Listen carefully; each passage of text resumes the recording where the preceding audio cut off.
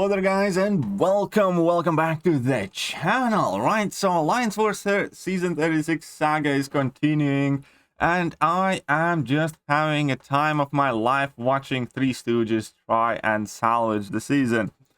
But first things first, I don't want to be that guy who goes with the "I told you so" campaign.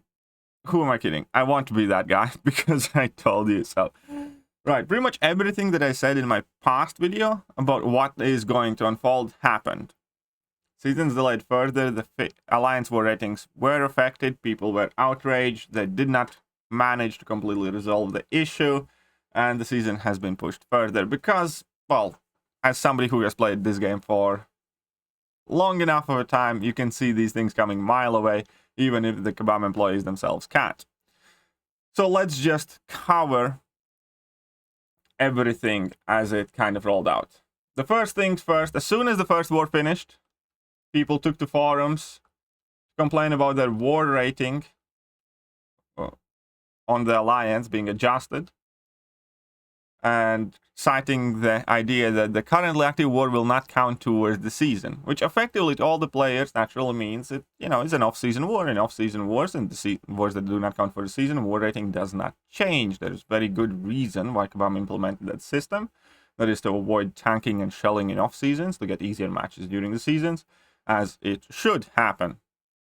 However, obviously, then we have Kabam Mike coming out with excellently Kabam Mike posts. War rating and season score are two completely different things, but I can see how they would be conflated for the stupid people. It's kind of like, yeah, I can understand how people, didn't get it because they're not as clever as we are. The goal here was only to mention the season and not war rating. Well, that is also the problem, not the goal. That is quite literally the source of the problem. But that should have been explicit. Exactly. Because now everybody's citing the idea that, Alliance War will not count towards the season. If the war doesn't count towards the season, war rating should not be affected in virtually minds of everybody except of Kabam employees. Which is, again, exactly what I predicted to happen. And obviously, people did not like that. People did not like that one bit. But then, the second thing that we talked about in the video prior also happened, which is Kabam saying, "Greetings, Summoner. Due to issues affecting Alliance Wars Season 36 will be postponed until August 24th, 2022, and the minimum number of war summoners are required to participate in order to qualify for the rewards will be reduced to 3. The season will be shortened to 3 weeks.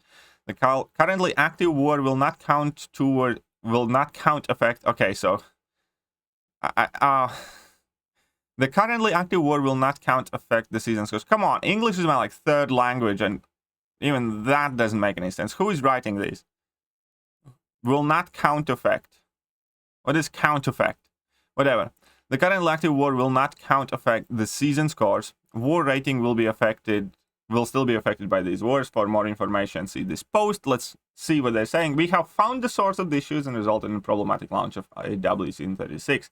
We have the fix in place today, but we want to make sure that we aren't entering the weekend next war without total confidence in the fix. As many of you have suggested, we'll be delaying Alliance Wars Season 36 until the next week, yada yada yada. We read that. We are not able to freeze war rating for these wars. However, as doing so could potentially create more dramatic issues, please keep that in mind when deciding how to approach the next couple of wars. This time they know better. They specifically mention Alliance war rating. We will also be sending in a small package of war boost to all summoners. Just give us loyalty instead. Who are currently members in Alliance. Sure, thank you very much. We'll see how that package looks like. The in-game message will be going out soon, and that went out soon, which, is a good thing. Right, so season's now 9 wars instead of 12. Starts next Wednesday officially. These upcoming 2 wars affect your war rating. And obviously that should play a factor in deciding whether and how you want to approach these upcoming wars. For many alliances, I'm sure you're going to be trying to lose them on purpose, but you might run into an alliance that's trying to lose them harder. Either way, all of this so far, up until this point of video, I pretty much expected to happen on the T. But then, we would not be discussing Kabam something else magically would not go tits up. And and this is the one thing that I did not see coming, but in hindsight, I should have reserved a special slot of something else quite likely is going to go tits up. Because it did.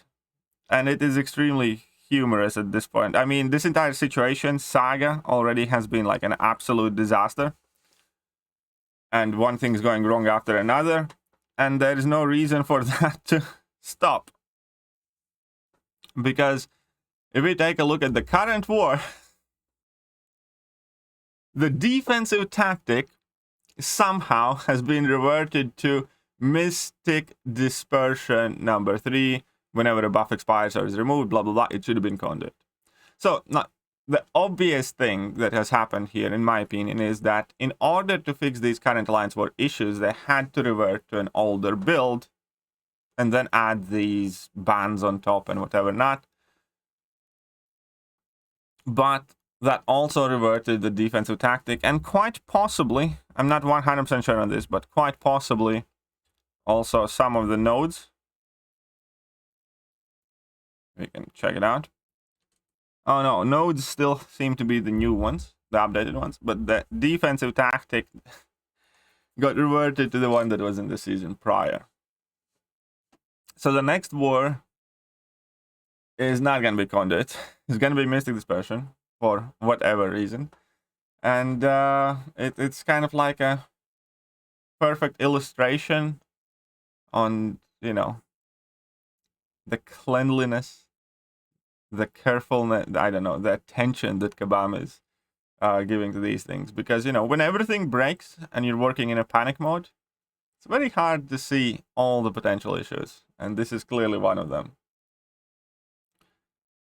So, to put in perspective the situation, what should have been happening, this should have been second war of the season, where we get functional blacklist, where we have conduit defensive tactic, where our season scores are being affected, where we are kind of getting, you know, used to whatever is going to happen in Alliance War. Instead of that, we have gone through 2 season delays. Defensive tactic has changed. We do not know yet whether all the issues are actually sorted previously. Matchmaking issues, defensive tactic. I don't even know whether it functioned properly, because we only have had one war with allegedly working conduit. And yeah. Now again, would I be more invested in this season? I would inevitably be extremely frustrated. At the moment though, as a member of an alliance that decided not to take this season super seriously, not to push for top 3 masters, this has been like the best comedy show one could ask for. And on the bright side, we're still earning the loyalty. The rewards for the season rewards are not going to be delayed anyways. So, you know, I'm fine with the season being shorter. We're still earning loyalty with these wars, which obviously is much more important than season awards anyways right now. And yeah, this is just extremely, extremely fun and exciting to keep an eye out for. There's no other way I can put it. It's you know, an absolute shit show. It really is. Like, I want somebody with a serious face sit down in front of their computer and write how they can defend Kabam on this Alliance War season. Explain to me why they are good people that are working very hard, they are very good at their jobs and extremely professional.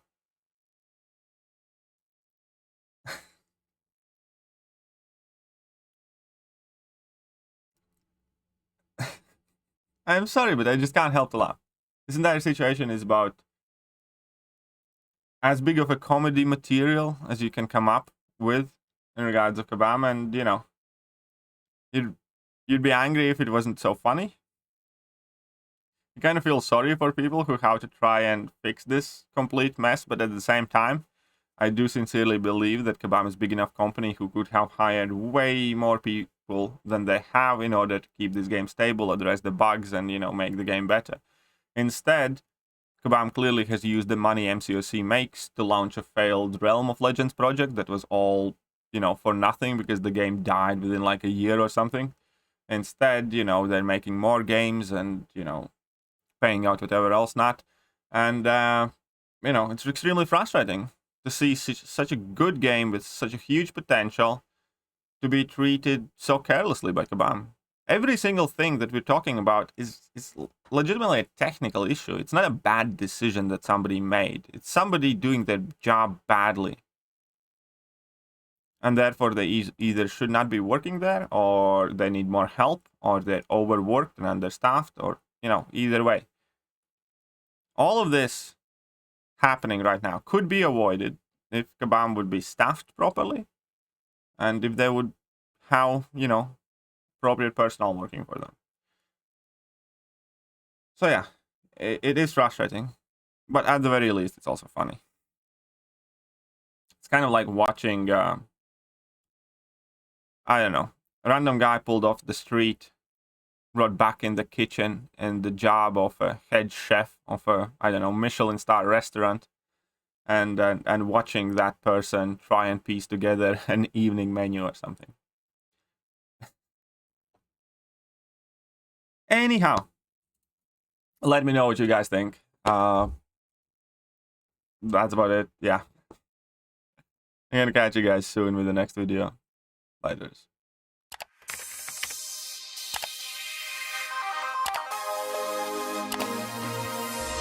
Hello there guys, and welcome back to the channel. So we have all the information about the